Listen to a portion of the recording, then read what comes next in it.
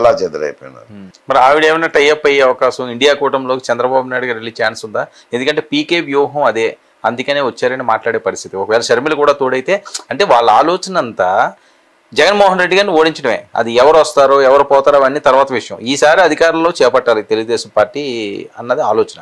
ఆ ఆలోచనలో ఎవరు వచ్చినా మేము స్వీకరిస్తాము, వాళ్ళతో కలిసి వెళ్తామని చెప్పి ఇప్పటికే ప్రకటన చేయడం జరిగింది. సో ఇలాంటి టైంలో ఇండియా కూటమి వైపు ఈయన మొగ్గు చూపించే ఛాన్స్ ఉంటుందా, లేకపోతే బీజేపీని వదులుకోలేని పరిస్థితి ఉంటుందా? ఎందుకంటే ఇప్పుడు బీజేపీ అధికారంలో ఉంది.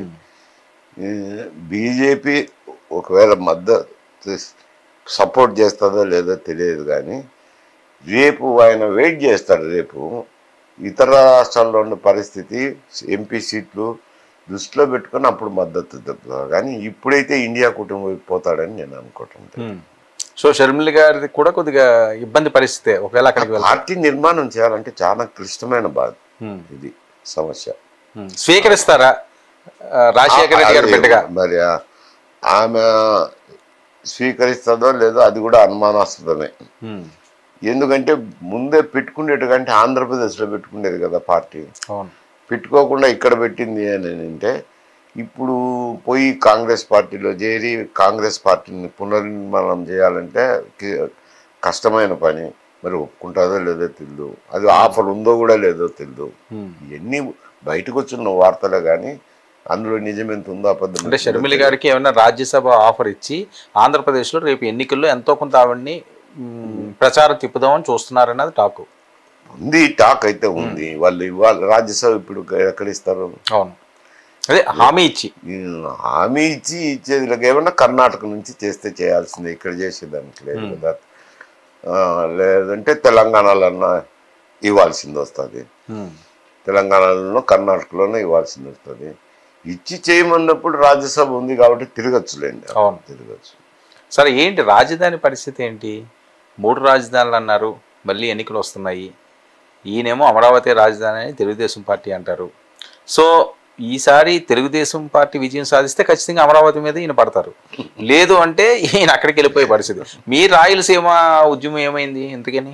ఇప్పుడు అప్పుడంటే కరోనా రావడంతో కొంచెం 2 సంవత్సరాలు ఉండే కదా కరోనా, ఆ పరిస్థితులు ఎన్నపడిపోవడం మళ్ళీ ఆలోచన చేస్తే ఇది అనువైన సమయం కాదేమో, ఎన్నికల సంవత్సరం కదా. ఈ ఎన్నికల సంవత్సరంలో అందరూ రాజకీయాల వైపు ఆలోచన చేస్తుంటారు. అప్పుడు నిర్మాణం చేయాలంటే కష్టం ఉంటుంది అజిటేషన్స్. అందుకని కొంచెం అనువైన సమయం కోసం వెయిట్ చేద్దాం. మాకేం 3 రాజధానులు ఇచ్చినా మాకు వచ్చింటే లాభం ఏం లేదు రాయలసీమ వరకు. ఈ అమరావతి రాజధాని పెట్టినా ఏం మా వాళ్ళు ఒప్పుకోరు. అది అమరావతి కానీ 3 రాజధానులు ఏమి ఇచ్చినారు? న్యాయ రాజధాని ఇచ్చినారు. అది ఎక్కడా లేదు, న్యాయ రాజధాని అనేది ఎక్కడా లేదు. అంటే జగన్మోహన్ రెడ్డి రాయలసీమ నుంచి వచ్చినా రాయలసీమకు న్యాయం చేయలే, చంద్రబాబు నాయుడు రాయలసీమ నుంచి అయినా కానీ రాయలసీమ గురించి ఆలోచన చేయడం. అదైతే ఇబ్బందికర సమస్య. రేపు తెలుగుదేశం అధికారంలోకి రాని, వైఎస్ఆర్సీపీ అధికారంలోకి రాని 3 రాజధానులన్నా ఇబ్బంది, అమరావతి రాజధాని అన్నా ఇబ్బంది. అదే దొన్నకొండలో పెట్టుకొని ఉంటే అందరికీ ఒప్పితమే అయిపోయింది. అదేం పెద్ద సమస్య కాదు. ఏదో చేశారు, వాళ్ళ ఫలితాలు వాళ్ళు అనుభవించాల్సిందే. అది సార్, ఇప్పుడు రాయలసీమ వాసులు ఈ ఎన్నికల్లో ఎవరి వైపు మొగ్గు చూపించే అవకాశం ఉంటుంది మీ అంచనా ప్రకారం? అంటే ఇప్పుడు అది రాయలసీమ ఆంధ్ర ఇవి కనపడడం లేదు. ఆడ జగన్మోహన్ రెడ్డి జనసేన తెలుగుదేశమే కనపడుతుంది. జనంలో చెప్తుంది కదా, రాజకీయాలు ఆ వైపే దృష్టి మళ్ళీ ఉన్నాయి కానీ ఇటు లేదు వీటి గురించి ఆలోచన. సో మీ ఉద్యమం ఇంక లేనట్టే. అప్పుడు వద్దనుకున్నాము, మళ్ళీ అనువైన సమయం అంటే నెక్స్ట్ ఎలక్షన్ అయిపోయినాక దాంట్ని బట్టి చూడాలి. సార్, మీకు ఎప్పుడన్నా సీఎం అవకాశం వచ్చిందండి? అంటే లేను కదా నేను సీఎం అవకాశం వచ్చేదానికి.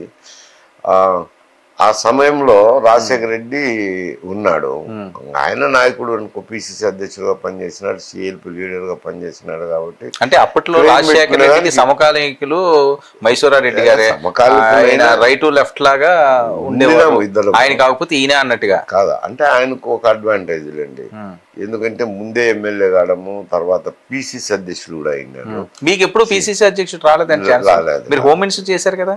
హోమ్ మినిస్టర్ చేసినా, ట్రాన్స్పోర్ట్ మినిస్టర్ చేసినా పిసిసి అధ్యక్షులుగా పనిచేయలేదు. కాబట్టి ఆయనకు అప్పుడు కాంగ్రెస్ పార్టీలో ఆయనకి అవకాశాలు మెండండి. ఆయన నేను ఆశించేదానికి లేనప్పుడు. ఓకే, అసలు ఆలోచన మీకు ఎప్పుడు లేదా? లేదు, నేను ఇప్పుడు కూడా పిసిసి అధ్యక్షుడు చేద్దామనో లేకపోతే ఆ పోటీలో ఉండడం అటువంటి ఆలోచనలు చేయలేదు అప్పుడు. సరే, ఏంటి రిటైర్మెంట్ ప్రకటించినట్టేనా రాజకీయాలకి? అంటే రాజకీయాల్లో రిటైర్మెంట్ అనేది ఏముందిలేండి, వయసు 75 సంవత్సరాలు అయినాయి, ఇంకా అందులో ధన ప్రభావం ఎక్కువైపోయింది. ఓకే, ఏ ఏ శాసనసభ ఎన్నికల్లో ఒక 50 కోట్లు ఖర్చు పెడితే కానీ నడవదు ఎన్నిక. అంత ఆర్థికంగా అంత డబ్బు ఖర్చు పెట్టడం ఈ వయసులో అనవసరము అని అనుకున్నాను. సార్ మీరు మొదటి నుంచి ఆర్థికంగా స్ట్రాంగేనా? అంటే రైతు కుటుంబమే, తాత ముత్తాతల నుంచి రైతు కుటుంబమే, మంచి స్థిరాస్తి ఉన్నాయి, అయ్యే ఆస్తులు ఇప్పుడు ఉన్నాయి అంతే. అంటే రాజకీయ పరంగా అందరిలాగా వేలాది కోట్లు మైసూర్ రెడ్డి గారు సంపాదించుకోలేకపోయారా? అప్పుడు అటువంటి ఆలోచనలు కూడా లేవులేండి, ఎందుకంటే మేము మంత్రి పదవి చేసేటప్పుడు అటువంటి ఆలోచన కూడా లేదు. ఎప్పుడు కూడా ఎంతసేపు చూసినా కానీ ప్రతిష్ట కోసము పేరు కోసము చూసినాం కానీ పోయి ధనయజ్ఞం అయింది కదా. వాస్తవేనండి అది? ఆయన అలాగ అంటారా? లేదు లేదు, వాస్తవం. లక్షల కోట్లు సంపాదించారంటారు కదా. లక్షల కోట్లు కాదులేండి, అప్పుడు 1,00,000 కోట్లు కాంట్రాక్ట్లు ఇచ్చినారు. 5% అంటే 5% తీసుకుంటే దాదాపు 7,000 కోట్లు. అప్పుడు తెలుగుదేశంలో ఉన్నప్పుడు ఆయన చేసిన పత్రం తయారు చేయమన్నారు.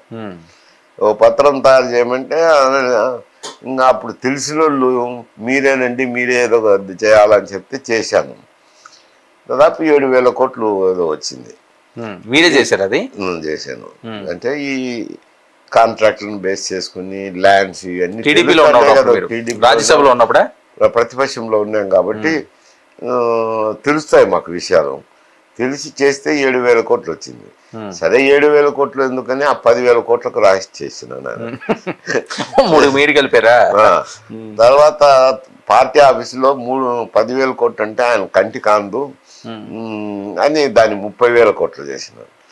ఆయన దగ్గర పోయిన తర్వాత ఆయన ఏమనంటే నా దగ్గర పట్టి ఉంది 1,00,000 కోట్లకని. చంద్రబాబు నాయుడు గారు అన్నాడు. ఎవరికి తెలియదు ఆయన దగ్గర ఏం పట్టి ఉంటది. అసలు ఆ ప్రాజెక్ట్ దానికి సంబంధించి 1,00,000 కోట్లు అయితే 1,00,000 కోట్లు తినేసాను. ప్రాజెక్టులే కాదులే, ఇతర ఉంటాయి కదా విషయాలు, అవన్నీ మాకు అప్పుడు తెలుస్తానే కదా, ప్రతిపక్షంలో ఉన్నాం కాబట్టి తెలుస్తానే.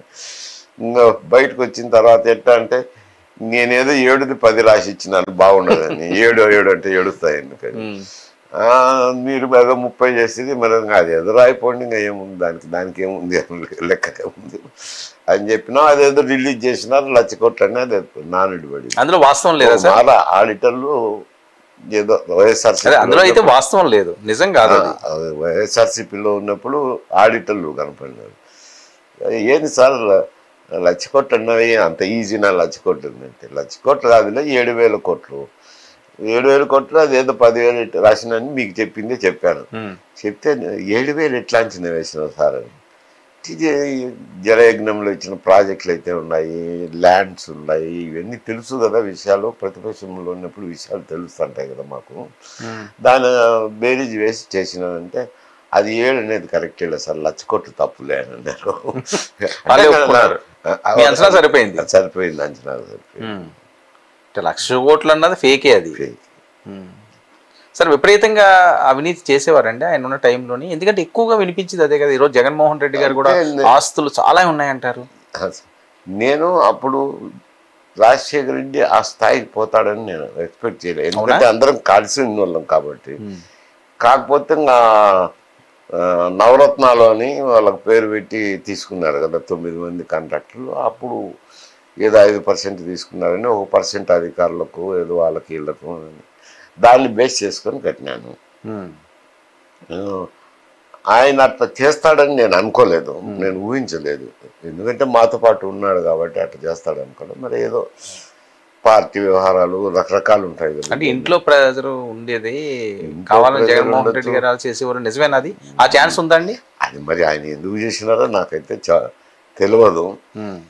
తీసుకోవడం అయితే తీసుకున్నాడు అనేది అది అందరికీ తెలుసు, ఎందుకంటే వాళ్ళ కాంట్రాక్టర్లు అందరికీ తెలుసు కాబట్టి వాళ్ళు చెప్తారు కాబట్టి. అవినీతి జరిగింది బాగా, అదే 5% అనేది.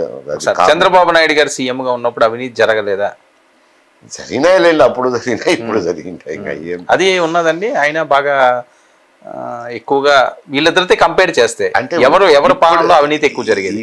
ఇప్పుడు స్థాయికి కంపేర్ చేస్తే అది నక్కకు నాగలోకి అనుకున్నట్టుంది. వాళ్ళు అంటే ఆయన వేరు విషయం.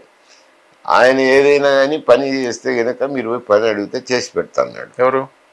ఎవరు అడిగినా కానీ చంద్రబాబు నాయుడు గారా ఏదో నేను ఎలక్షన్లలో 10 ఇస్తాను అని అంటే అప్పుడు ఇంత ఖర్చులకు, పార్టీ వ్యవహారాలకు ఖర్చులు ఉంటాయి కదా, దాంట్లోకి ఇప్పించుకుంటాండే వాడు.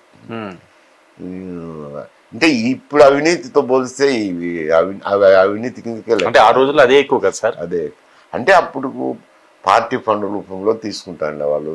పార్టీ ఖర్చులు ఉంటాయి కదా, ఎన్నికలకు కానీ, తర్వాత ప్రచారానికి కానీ, తిరగటానికి కానీ, దాంట్కంతా గాంధీ భవన్ ఖర్చే చాలా వస్తుంది.